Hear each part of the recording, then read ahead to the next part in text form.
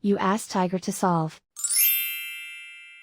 This deals with linear equations with one unknown. The final result is x equals -7. Let's solve it step by step. Group all x terms on the left side of the equation. Add 6x to both sides. Group like terms. Simplify the arithmetic. Group like terms. Simplify the arithmetic. Group all constants on the right side of the equation. Add 4 to both sides. Simplify the arithmetic.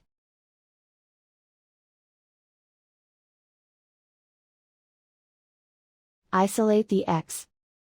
Divide both sides by -5.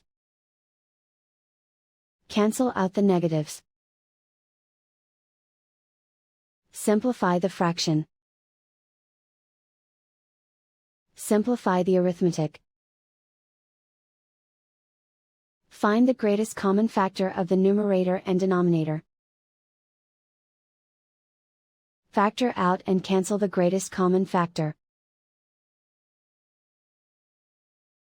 And so the final result is x equals -7.